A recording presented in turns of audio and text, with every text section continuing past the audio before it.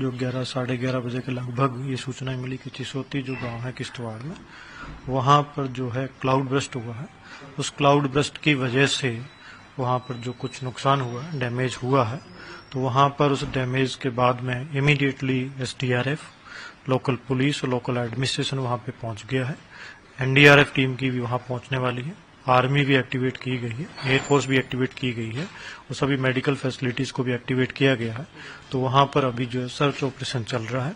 सभी जितनी भी रिलीफ रेस्क्यू के ऑपरेशन की टीम्स है वो ऑन जॉब है। जैसे भी होगा आपको अपडेट किया जाएगा। पूरी की पूरी तत्परता के साथ लगे हुए हैं जिससे कि जो भी लोगों को बचा पाए, जितना भी वहां पर है उसको इमीडिएटली सर्च और रेस्क्यू किया जाए। सर, कोई हेल्पलाइन नंबर दिया गया है? हेल्पलाइन नंबर दिए गए हैं, जो कि हेल्पलाइन नंबर मैं आपको भी बताना चाहूंगा, जिसके अंदर हमारे डिवीजन कमिश्नर ऑफिस के अंदर और इसमें जो पीसीआर के अंदर और डिस्ट्रिक्ट कंट्रोल रूम किश्तवाड़ है उसके अंदर है। जो डिवीजन कमिश्नर ऑफिस का नंबर है 019124789993 और डिस्ट्रिक्ट कंट्रोल रूम किश्तवाड़ का जो नंबर है 01995259588221742। और जो पीसीआर किश्तवाड़ का नंबर है वो है 9906154100। कोई भी अपनी हेल्प के लिए वहां फोन कर सकते हैं और जानकारी ले सकते हैं। कोई इंजर्ड है तो कोई जहां एयरलिफ्ट किया जा रहा है वो सब जो मैंने आपको बताया, एयरफोर्स वगैरह सब स्टैंड बाई है। जरूरत रहेगी तो सभी लोग एयरलिफ्ट किया जाएगा।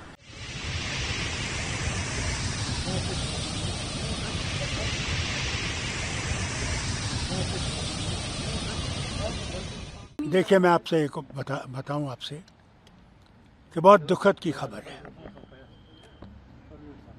ये जो क्लाउड बर्स्ट है ये अब एक रूटीन जैसा हो गया है पहाड़ी इलाकों में हमारे। वो उत्तराखंड हो, वहाँ भी आपने देखा कितना नुकसान हुआ था।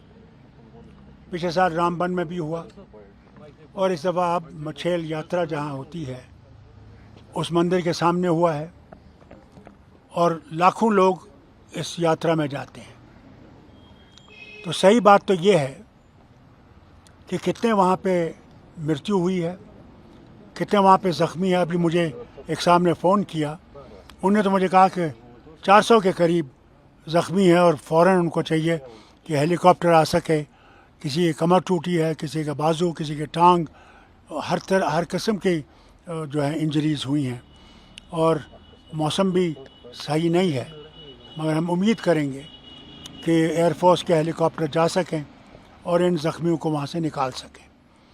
कितनी वहाँ पे गांव को काफ़ी नुकसान हुआ है, मंदिर के इलाके में नुकसान हुआ है।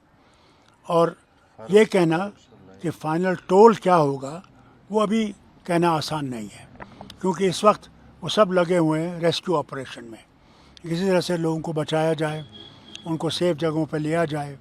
और हम उम्मीद करते हैं कि ऊपर वाला बचाएगा लोगों को और हम उम्मीद करें कि डेथ टोल कम हो, मगर सही खबर आपको मैं समझता हूँ 2-3 घंटों के बाद आएगी, क्योंकि इस वक्त सारे वो वहाँ के गांव के लोग, वहाँ पे जितने भी बाकी अफसर लोग और बाकी मदद करने वाले हैं वो लगे हुए हैं बचाने में, और मैं उम्मीद करता हूँ कि इनकी मदद से काफ़ी लोग बच जाएंगे। देखिए, पहले मैं तो आपको ये बताऊँ कि ये जो ग्लोबल वार्मिंग का मामला है, मैं गुजारिश करूँगा वज़ीर आज़म से कि इसको ज़रा गंभीर से लिया जाए, क्योंकि ये पहाड़ी इलाकों में अब बहुत कॉमन हो गया है और इससे बचाने के लिए कोई ना कोई रास्ता ढूंढना पड़ेगा। इसलिए मैं इनसे अपील करता हूँ कि ये इस दुखद के वक्त पे हमें इस बात को भी सोचना चाहिए कि आगे इससे हम निजात कैसे पा सकें।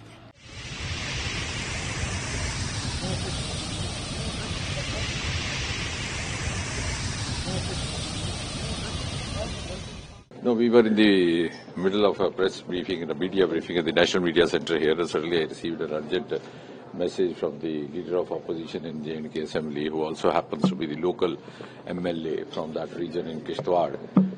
He was quite upset and quite in panic, and he conveyed to me that there has been a massive cloud burst in the area which he represents, which also happens to be possibly the route of the very popular Bachel Yatra, which takes place over there during this part of the year.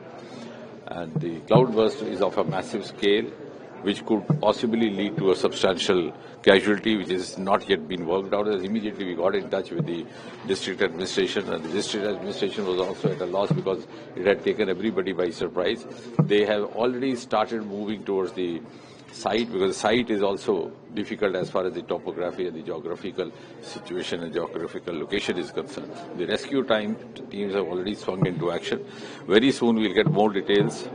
My office, me, we are all in touch with each other.